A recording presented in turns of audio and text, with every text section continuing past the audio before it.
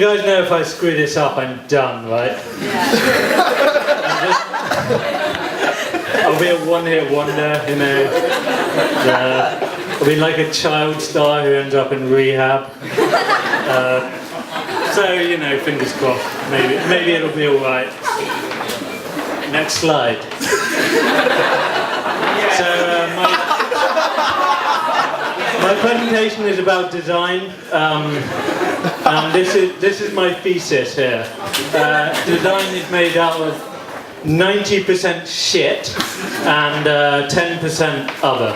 It really applies to the whole universe, but especially design. So, next. Next slide. Yeah. So you can find this in Poundland. Someone designed that thing. I mean, just let that sink in for a second. There was probably a meeting about this thing. I don't know. There was a gap in the market. We need a washing up brush that appeals to lonely old perverts. It is a definite solution to a problem, because you know when you're washing up and you kind of wish that, you know, someone was being sexually objectified while being washed up.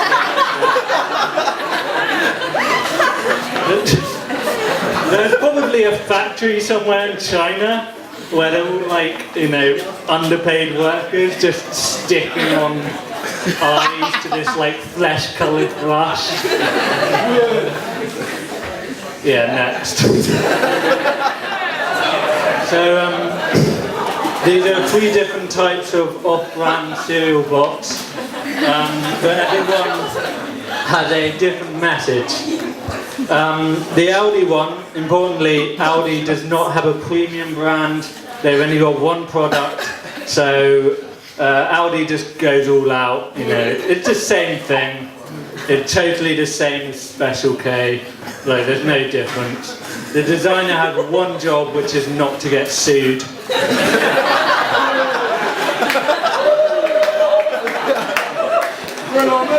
Whereas Waitrose, as we know, Waitrose don't make food for actual poor people. They make food for like nice middle class families who are just like, you know, watching their spending a bit. Those guys must be in agony back there. Yeah, so they went for this kind of like Soviet Union bomb shelter look, where, you know, it looks like something you get delivered to you by like a totalitarian communist government. That's the vibe they're going for. If you're wondering what multi-grain hoots are, they're like Cheerios but miserable.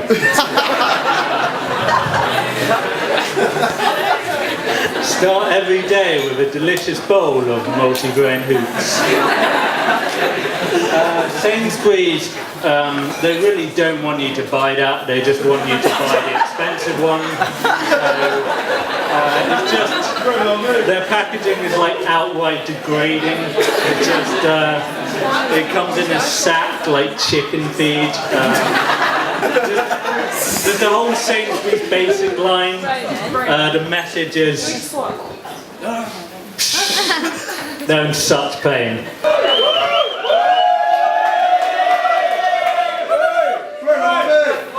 So, go back. I need to talk about Sainsbury's Basic for a second. The whole message of the Sainsbury's Basic line is just like, take your cornflakes and fuck off. They don't want you to buy that, really. So, next slide now. So, you can imagine how excited you'd be as a kid, you know, you get your own stormtrooper, and then you finally get it out of the package and you inflate it with helium and it looks like extremely drunk and it can barely stand up. And it's like weirdly hench for some reason, it's like a bodybuilder stormtrooper. But I don't know, I guess it prepares kids for disappointments in life. Next slide. Yeah, you know that whole genre of cards is just like, you know, I'm kind of disappointed in you, and I rather hate you, but it's your birthday, so here you go. The first one, son, stop pretending. Switching channels is the only exercise you get. Like, well, you know, it's a shame you don't conform to my patriarchal, antiquated views of masculinity. But, I don't know, have a good birthday, I guess. They've got all these cards for old people too. Like, this one is about how your balls start to drop as you get older. You know, you're growing more repulsive every year, but we still love you. Next. So this is a rather heartwarming story of a pizza place that really wants to be a chicken place. And one morning they woke up and thought, you know what, fuck it, we can make chicken. So, you know, in true design fashion, they just stuck the logo on top of their other logo. So the official name is now Pizza Night Southern Fried Chicken. Next slide. Yeah, this is the dystopian hellhole known as the 99p store. Kind of looks like an insane asylum. But, you know, a very cheap one. And for some reason I don't understand, they've got this really depressing, like, industrial vibe to the whole place.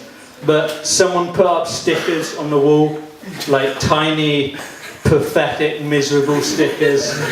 And I'm sure that increased employee satisfaction. Next slide. Yeah, this is what I call the world's most unintentionally nihilistic magazine. What I love about this one is it doesn't pretend to be dignified, it's just straight up exploitation. And I think they chose the title really badly, because it's meant to sound like cheerful, like, that's life, but to me it just sounds really apathetic, like, that's life. And then they've got these horrible stories, like, sold as a baby for $80. Well, you know, that's life. Shot saving his family. Well, you know, you have good days and you have bad days. I might as well call it Shit Happens magazine. I don't know where they get these cheerful white women either. Like, to try and, you know, brighten it up a bit, I guess. Like, they're assembled on some kind of factory somewhere. So next. Yeah, so the point. Your tutors will tell you that design is all about communication, but it's not. It's about lying. It's about taking something shit and trying to make it look like it's worth something, you know.